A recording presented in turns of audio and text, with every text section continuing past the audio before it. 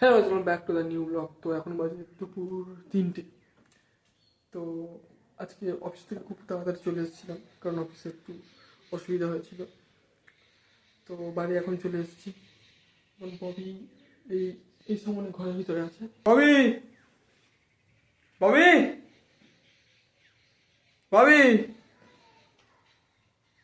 ববি, আসছে না ভাই, আসছে না ভাই।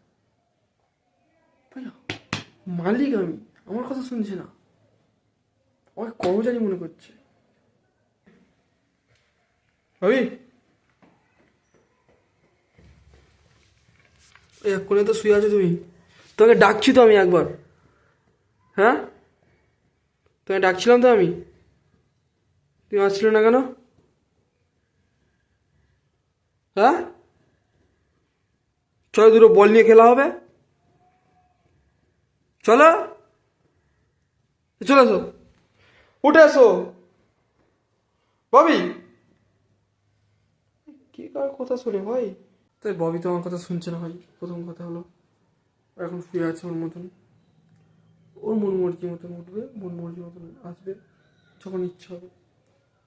আমি কে? আমি কর্মচারী লোক, ওর বাড়িতে কাজ করতে আসি। আলাকি সিরিয়াস। তাই একটা ভালো জিনিস পেয়েছি, ববির এই ভাঙা বল। এটা হলো ববির বল। আর ববির বলটার অবস্থা কি করেছে দেখতে পাচ্ছ?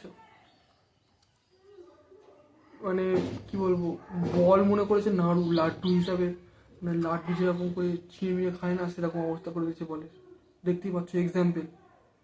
এই ভাঙা বলটা দিয়ে ববিকে ডাকবো। ববি আসছে, বাবা খুব জোরে আসছে। এটা কার? এই বলটা কার? তোমার বল। এই, এটা কে করেছে? এটা এটা কে করেছে? এই ভেঙে দিয়েছে কে? আমি জিজ্ঞেস করবো না? নতুন এনে দেবো, ধরো। এই এই ফের ঘরের ভিতর পালালো। ববে ভাই ঘরের ভিতরে ওই ওই ওর দিদির কাছে গিয়ে ব্যাস ওই ওখানে শুয়ে পড়লো।